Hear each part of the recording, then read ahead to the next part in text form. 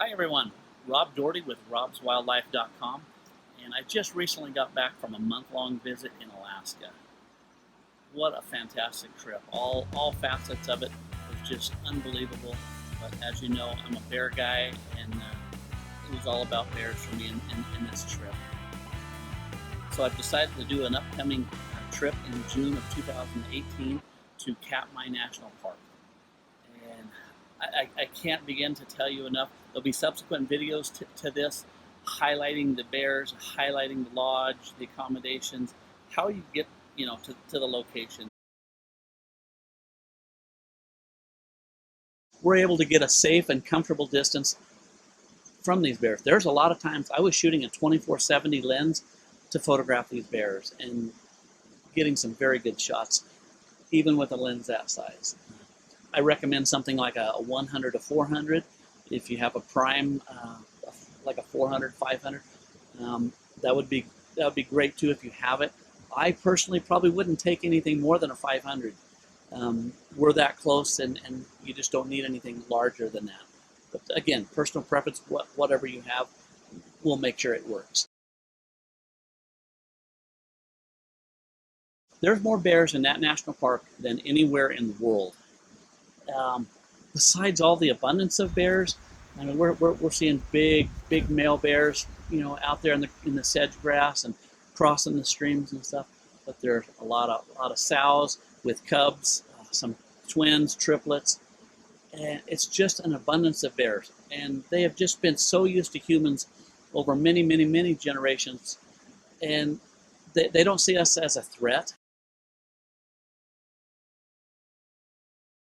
Getting there, we got to fly from Anchorage to Kodiak, and then from Kodiak we take a float plane out to the lodge.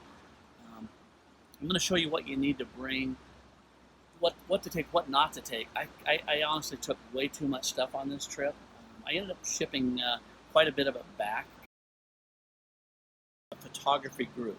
There's a lot of people that show up in these locations, and they're from other countries, or even in the lower 48 here, and they just want to see a bear.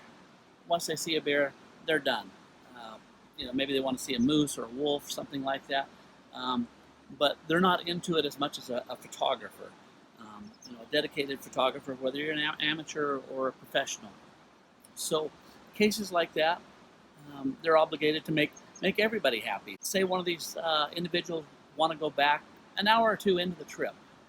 Okay, that affects all the bear viewing, because once you're in the location and you're out there, you don't really want to go back to the lodge. So we plan on being out there, the entire time.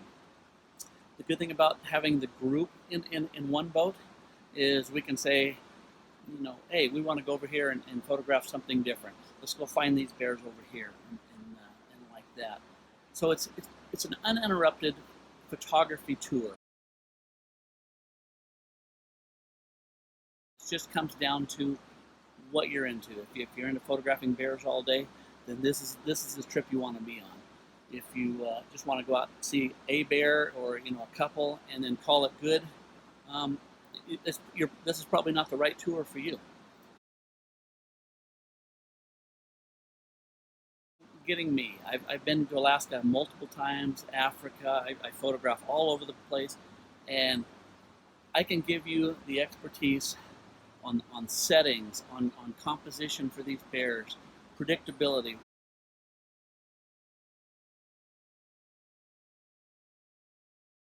Very knowledgeable of bear behavior, and I usually know when they're going to do something. If they're going to stand up, if they're going to, cross the water, if a couple bears are going to get together and mix it up, things like that.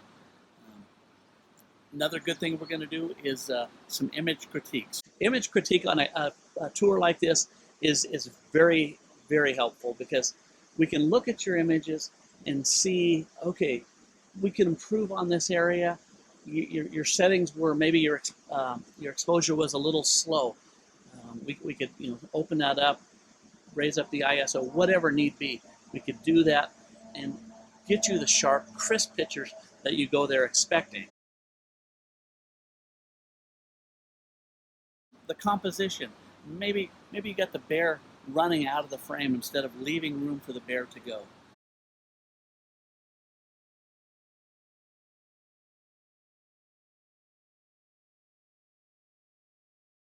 I like small groups. I don't like to be in a lot of people. Usually my groups are 3 to 5, 6 people, and it's more individualized attention for you.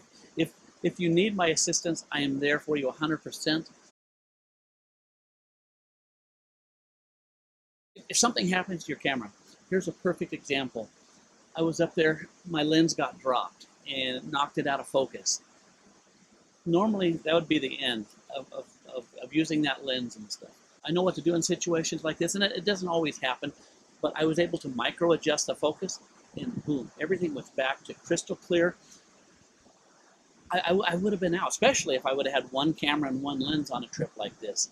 I would have really been in trouble. Thanks for watching today's video, and if you like it, click the like button. I'd love to have your comments and feedback, any questions you have.